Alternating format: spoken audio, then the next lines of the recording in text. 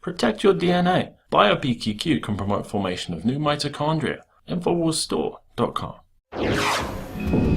Well, the House has approved legislation today by voice vote that will allow families of victims of 9/11 to sue the government of Saudi Arabia. Now, this was a measure that was passed by the Senate in May. And of course, the White House has expressed concern, opposition to this bill. It's now making its way to the president's desk. He has indicated that he is going to veto this. Earlier this year in April, President Obama talked about how the consequences would be, for example, allowing people in other countries to sue the United States.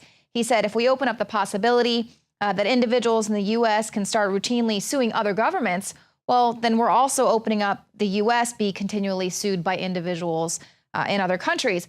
But of course, this really isn't much of a concern to the president if you consider the fact that one of the most pressing issues with the Trans-Pacific Partnership is the fact that we're going to have these independent tribunals that can override the laws of sovereign nations, including the United States. Probably what the president is more so concerned with are these threats by Saudi Arabia that they're going to have economic fallout if Congress dares pass this bill allowing the families to sue the Saudi Arabian government after the declassification of the 28 pages showed ties linking to high-level Saudi officials. Back in April, they said that they were telling the Obama administration and members of Congress that it would sell off hundreds of billions of dollars worth of American assets held by the kingdom if they dared do this. Now, Hillary Clinton has indicated that she's going to be showing up to the memorial there on 9/11 there with the families, which, of course, is going to be a slap in the face to these families because not only was she part of the administration that stalled the declassification of the 28 pages because they didn't want to ruffle feathers there with their Saudi Arabian allies, but of course, are these families going to ask Hillary Clinton to return the money that she continues to take from Saudi Arabia? They're helping to finance her campaign. Nobody wants you there. Now, of course, Julian Assange has come out and said that he has tens of thousands, possibly as many as 100,000 pages of documents of different types that are related to the operations of Hillary Clinton and what she is associated with. And he said this is thanks in part to new sources who have stepped forward after the organization leaked internal emails from the DNC. He said in a radio interview with Sean Hannity that a lot of people were inspired by the impact, and so they've stepped forward with additional material. Very, very interesting. He says that he hopes to be able to release these new documents well before November. Donald Trump says Hillary Clinton is running a global enterprise and spreading terrorism. Hillary Clinton is trigger happy, totally trigger happy. She's raced to invade, intervene, and topple regimes. She believes in globalism, not Americanism. Her policies unleashed ISIS, spread terrorism, and put Iran on a path to nuclear weapons. During the same speech, Trump declared that the 9/11 terrorist attacks would have never happened on his watch, saying that bin Laden would have been caught long before the downing of the World Trade Center. And we all know that Donald Trump does not have the financial backing that Hillary Clinton does from the government of Saudi Arabia, who helped finance the 9/11 hijackers. This, according to the U.S. House Intelligence Committee's recent publication of the 28 pages. And you can learn more right now at Infowars.com.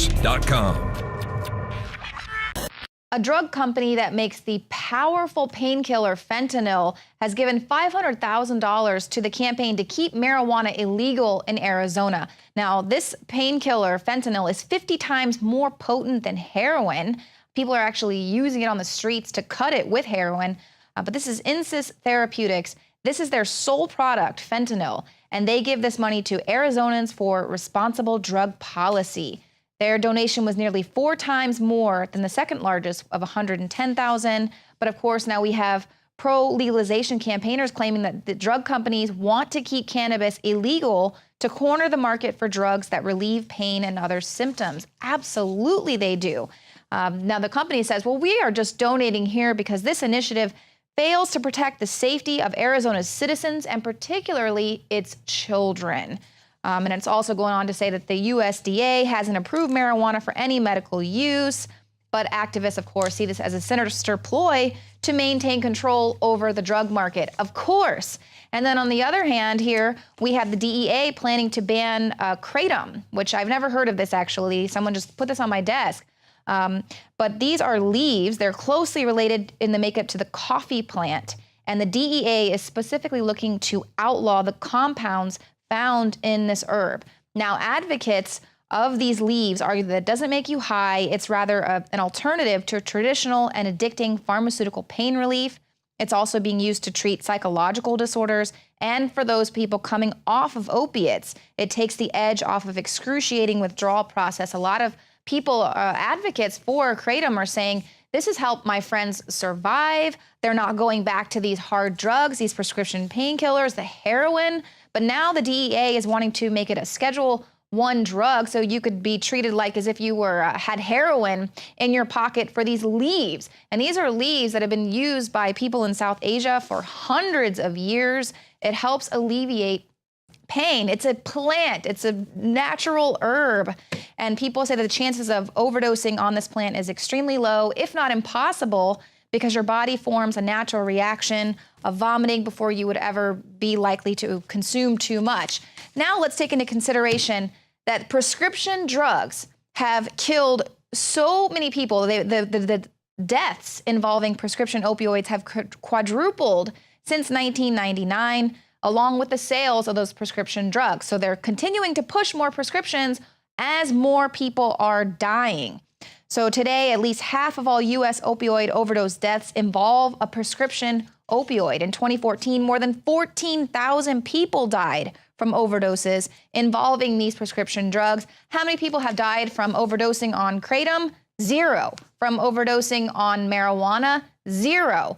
But they do not want to allow people to have access to plants that help people deal with their pain in a natural way. They want to corner the market on this. So many risks involved with prescription painkillers, not to mention the fact that it can totally destroy families. If you want more information on this kratom, there's actually going to be a march, Stop the DEA, on Tuesday, September 13th. You can go to kratommarchdc.com. They're going to be taking a stand at the White House coming up next week. We have the new product at InfoWarsLife.com, BioTrue Selenium. We've had so many requests over the years for selenium, and just recently we were able to source a certified organic, bioavailable selenium from mustard seed extract. When you take selenium in the body, it actually benefits the detoxification systems in your body. It helps balance the thyroid gland. It helps detoxify. Selenium is another one of those absolute must-haves. The highest concentration of selenium is in the thyroid gland, but it's actually used all over the body. As a matter of fact, there's 25 genes in the body that are directly dependent upon selenium. So it really is a all-around nutrient that everybody really needs. I'm taking it now every day. This is so key. BioTrue Selenium is the product, the best selenium that we could bring you. We believe it's the best out there at a very, very low price. Exclusively available at InfoWarsLife.com or by calling toll-free 888-253-3139.